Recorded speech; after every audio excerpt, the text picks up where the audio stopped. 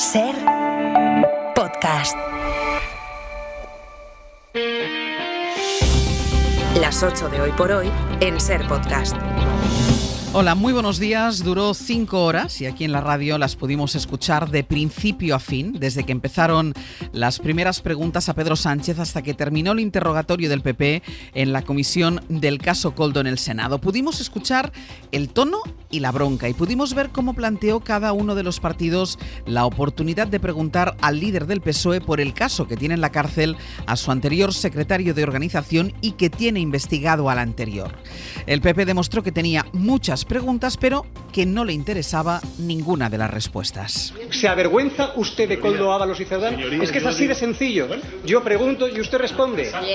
Yo pregunto y usted responde. ¿Se avergüenza, sí o no? ¿Me dio su mujer en el rescate de Europa, sí o no? Por supuesto que no. Pero no lo digo yo, pero no lo digo yo, no lo digo yo, sino que lo digo. Pero es que no me deja responder, señoría.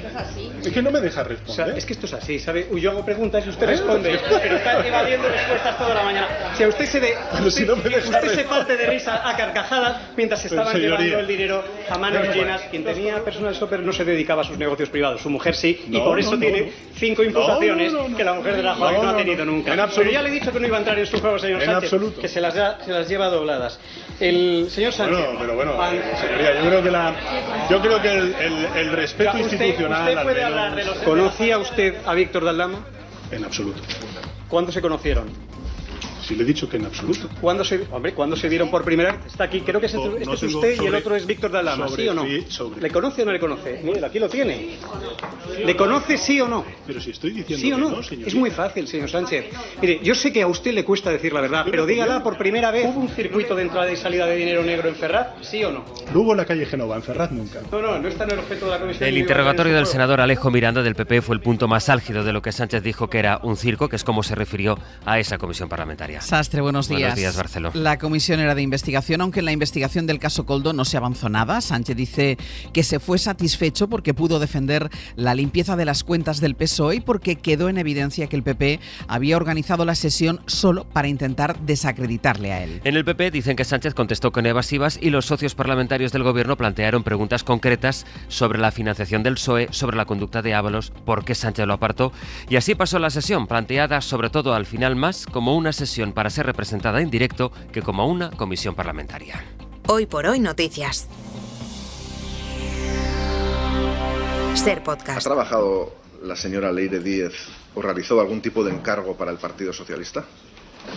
Mire, señoría, que me conste a mí, desde luego que no. Que me conste a mí, desde luego que no. Yo no conozco ni he tenido relación con el señor. ¿Han estado nunca reunidos? No he estado en absoluto reunido. ¿Nunca se han reunido en Ferraz? Sí, eran estas personas los que le acompañaban. Koldo Santos y José Luis Ábalos. ¿De verdad, señoría? Sí. ¿De verdad, señoría? Sí. Vamos a estarnos toda la mañana hablando de quién iba en el periodo, ¿no? No, toda la mañana no, solo un poquito. Pues, señoría, depende del día. Me alegro que se lo esté pasando bien, porque la verdad es no que... No es que me lo pase bien, es que me parece una pérdida de tiempo. ¿Usted ha recibido alguna vez un pago en efectivo en sobres en el Partido Socialista en Ferraz? El Partido Socialista tiene una financiación absolutamente legal. Señor Sánchez, yo creo que la pregunta es muy concreta, la del señor Caballero. Me va a permitir que agradezca la imparcialidad del presidente de esta comisión. Es un sarcasmo.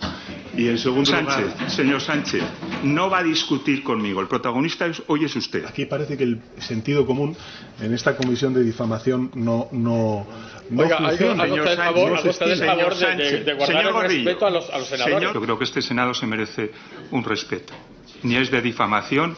Bueno, yo creo que esto es un circo más que...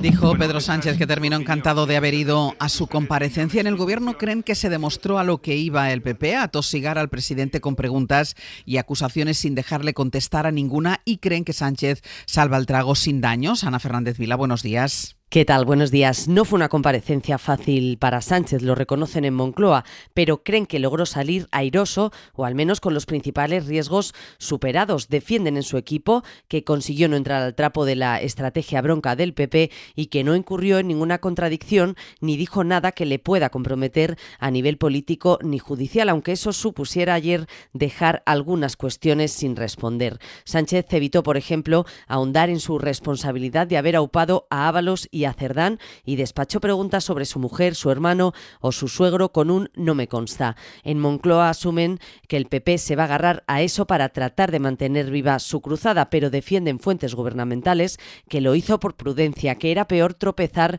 y que sus palabras se pudieran tergiversar, y creen que si algo les ayudó fue precisamente la estrategia equivocada, dicen, del PP de no dejarle hablar.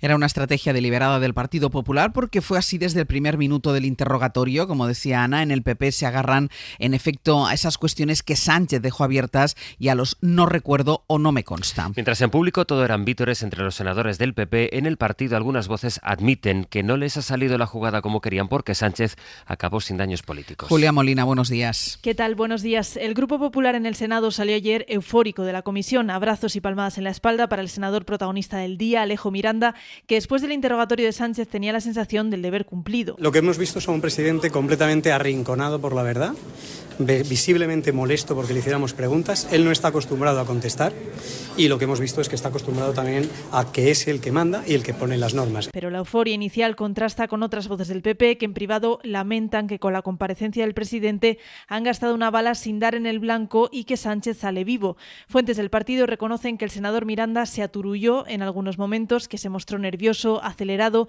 pero lo excusan. Creen que la tarea que tenía por delante era muy difícil, enfrentarse a alguien que consideran se burla de todo. Asumen que las expectativas son malas, compañeras de viaje, pero en Génova defienden que han conseguido algunos de sus objetivos. Uno es retratar a Sánchez con sus evasivas y otro conseguir la fotografía del presidente del Gobierno de España respondiendo a preguntas sobre corrupción. Me hago cargo del día de ayer, que no dejo de pensar en ello y que lo que significa el día de ayer, lo que ha significado estos días, que tenía y tengo previsto recibir a víctimas precisamente estos días. Hoy mismo recibo una familia y permítame que haga una reflexión un poco más allá después de haber reflexionado con ellas, después de haber hablado con las víctimas que tenía y que tengo previstas incluso en el día de hoy. Y habrá una comparecencia en los próximos días sobre esta cuestión.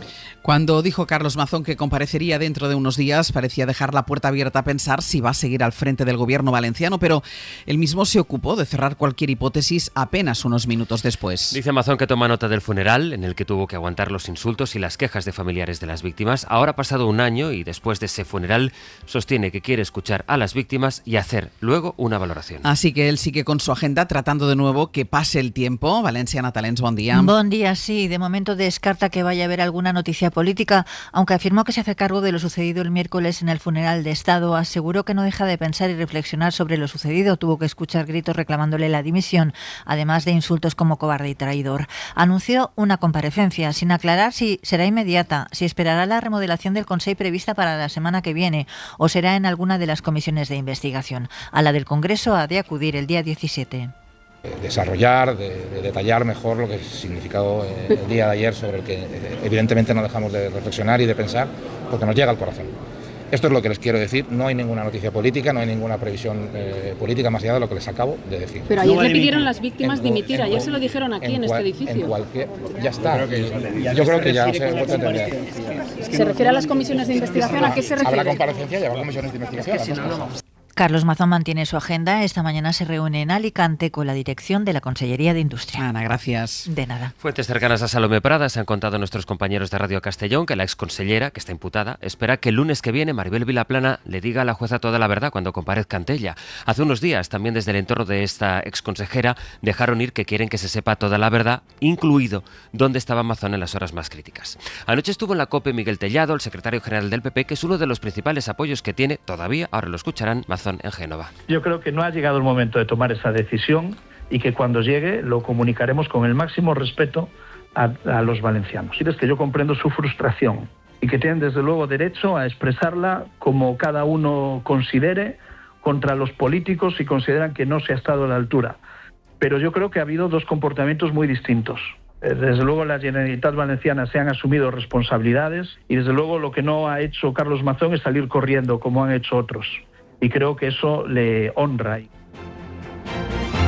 En Andalucía, la Junta trata de contener la crisis de los cribados de cáncer. Ahora el consejero de Sanidad ha negado que hubiera una orden para dejar de informar a las pacientes que tenían un pronóstico sospechoso, pero eso no es lo que dice la Asociación de Mujeres AMAMA. Sevilla, Jaime Navarro, buenos días. Buenos días, Ángel. Sí, la presidenta de AMAMA ha asegurado que Antonio Sanz, consejero de Sanidad, le reconoció en la reunión mantenida el pasado miércoles que existió una orden verbal de los jefes de servicio del Hospital Virgen del Rocío de Sevilla para que los centros donde se realizaban las mamografías dejaran de avisar por teléfono o por carta a las pacientes con resultados dudosos. Según ha explicado, esa fue la respuesta de Sanz a la pregunta de Ángela Claverol sobre en qué punto se rompió el circuito que provocó que miles de mujeres quedaran sin seguimiento. Él dice que fueron los jefes de servicio los que decidieron no hacer esas llamadas porque entendieron que había una empresa. Cuando yo le pregunto por esa empresa, me dicen que no hay una empresa, que hay una serie de personas, grupos de trabajo. Bueno, la verdad es que debo ser muy torpe porque no me enteré. Las representantes de la asociación se reunieron también con la ministra de Sanidad, Mónica García, que exige explicaciones al gobierno andaluz por lo que califica como negligencia en el programa de cribado del cáncer de mama. El Día de Todos los Santos llegará mañana con agua en el noroeste del país. Jordi. Será hoy y mañana cuando en Galicia, sur de Asturias, norte y oeste de Castilla y León, así como al norte de la provincia de Cáceres, la lluvia irá cayendo a ratos con intensidad y persistencia. En la mayor parte del país, tanto hoy como durante el fin de semana, veremos muchas nubes, pero apenas dejarán algunas gotas, y la excepción en el Mediterráneo, donde sobre todo hoy y mañana va a hacer mucho sol, con máximas de más de 25 grados. Hoy por hoy noticias. Ser Podcast. Una de las imágenes del día va a estar hoy en el Auditorio Nacional de Madrid por el homenaje a 18 represaliados del franquismo. La Ley de Memoria Democrática fija hoy como el Día del Recuerdo y homenaje a las víctimas del golpe del 36, la Guerra Civil, la dictadura, y el Gobierno va a celebrar el acto en recuerdo de esas 18 víctimas que citabas y también colectivos. Varias de ellas son de la generación del 27. Entre ellos están Federico García Lorca, Luis Buñuel o Maruja Mayo. La lista completa la vamos a repasar con Laura Gutiérrez. Sí, la SER ha tenido acceso a ese listado de las 18 víctimas de la represión franquista y de la guerra que hoy van a recibir esa reparación, ese reconocimiento del gobierno. Lorca, también el cineasta Luis Buñuel. ¿Han comido bien? ¿Les ha gustado? Que se tuvo que exiliar durante el franquismo. María Juana Moliner, una de las archiveras y bibliotecarias más distinguidas de la historia de España. Margot Molés, pionera del deporte femenino en nuestro país, que acabó excluida de este mundo y que tuvo que bordar para sacar a su hija adelante. El general Vicente Rojo, Josefina Semper. Ni nos domaron, ni nos doblaron, ni nos deben domesticar. La pareja de Marcelino Camacho, una niña robada, una madre a la que le robaron a su hija, un religioso, la pintora Maruja Mayo y su marido, el escultor Cristino Mayo. También serán reconocidas las 12 costureras de la fosa de Biznar y María Luisa Ramos, la única de los 18 que sigue viva después de sobrevivir a Mauthausen. Se ha contado a la hora a las 7 de la mañana que el Gobierno abre hoy de manera oficial el procedimiento para acabar con la Fundación Francisco Franco por apología del franquismo y humillación a las víctimas de la guerra y de la dictadura, prácticas que vulneran la Constitución, así que va a comunicar formalmente el expediente a esta fundación, que ahora tendrá 10 días para presentar alegaciones. Después de la ola de incendios de este verano, la Fiscalía ha abierto una investigación a la Junta de Castilla y León. Una asociación del Bierzo presentó una denuncia contra el presidente autonómico y contra su consejero de Medio Ambiente. ¿Qué dice la Junta? Valladolid, Mario Alejandre, buenos días. Buenos días. Pues lo primero que han recordado es que hace 3 años, tras los incendios de la Sierra de la Culebra en Zamora, otra denuncia similar, entonces promovida por comisiones obreras, fue archivada. Carlos Fernández Carriedo es el portavoz de la Junta. Hay una denuncia presentada y hay una documentación que se solicita, que nosotros entregaremos, y que es natural que si hay una denuncia se examine por parte de la justicia. Las diligencias abiertas por la Fiscalía del Tribunal Superior de Justicia responden a una denuncia de la asociación Bierzo Aire Limpio. Responsabiliza a Maño Goya Quiñones, el consejero, por presuntos delitos de prevaricación por omisión contra el medio ambiente y por prevaricación. Las 8 de Hoy por Hoy en Ser Podcast. Hace unos días les contamos el pasaje que vivió el rey Carlos de Inglaterra, al que en un acto público se le acercó un hombre para increparle por el príncipe Andrés, vinculado al magnate y delincuente sexual Jeffrey Epstein. Iba creciendo la presión y el rey ahora ha decidido retirar a su hermano el título y los honores de príncipe. Londres, María Sabarís. El hasta ahora príncipe Andrés será conocido de ahora en adelante como Andrés Mountbatten Windsor. Así lo ha decidido el rey Carlos III en una decisión personal y tras consultarlo con el gobierno gobierno. Una medida que llega tras los escándalos y continuas acusaciones que acorralan a su hermano por su relación con el pedófilo Jeffrey Epstein. Aunque Andrés continúa negando las acusaciones en su contra, es evidente, dicen desde Buckingham, que ha habido graves errores de juicio. El monarca echa además a su hermano de la mansión de Windsor en la que vivía y de la que llevaba 20 años sin pagar alquiler. En el comunicado oficial, Carlos III ha querido puntualizar que tanto él como la reina siempre estarán del lado de las víctimas de cualquier forma de abuso. Según fuentes de Palacio, Andrés no se ha opuesto a esta decisión. Sus hijas, las princesas Beatriz y Eugenia, seguirán manteniendo sus títulos reales. Una de las cosas que ha pasado esta semana en Europa es que la extrema derecha ha perdido fuerza en los Países Bajos, donde ha empatado en las elecciones con los liberales progresistas. Los partidos se dan ahora unos días antes de sentarse a negociar cómo va a ser el próximo gobierno. Corresponsal Enrique García Pozo, buenos días. Buenos días. Rob Jetten mira a su izquierda y a su derecha para formar un gobierno de coalición. Es la única fórmula para la gobernabilidad de un país que está acostumbrado a las coaliciones. Los resultados antojan dos opciones: o un gobierno de centro liderado por Jetten o un gobierno escorado a la derecha pilotado por Wilders, aunque este escenario se da prácticamente por descartado, por el veto de otras formaciones a pactar con el candidato ultra. Así que está claro que el liderazgo para formar el nuevo ejecutivo recaerá en Jetten, la sorpresa de estas elecciones. Pero ese liderazgo no será inmediato. Primero tiene que estar claro qué partido ha quedado en primera posición, porque será ese partido el que inicie la ronda de contactos. Y de momento mantienen prácticamente un empate técnico en número de votos. Por eso el presidente del Parlamento ha anunciado que pospone hasta el martes el inicio de la ronda de consultas para formar el nuevo ejecutivo, aunque Jetten ya se ve como primer ministro, que ayer pedía formar un gobierno estable e instaba al resto de partidos a no mirar solo por sus propios intereses. Y además las compañías eléctricas, que son las propietarias de la central de Almaraz, han pedido ya al gobierno una prórroga para la planta. Era la previsión que se esperaba que se confirmara y se confirmó efectivamente ayer. Proponen que no cierre en 2028, sino 2 años después. Ahora, por tanto, va a tener que decidir el gobierno si es que antes da su aval técnico el Consejo de Seguridad Nuclear. Para no perderte ningún episodio, síguenos en la aplicación o la web de la SER, Podium Podcast o tu plataforma de audio favorita.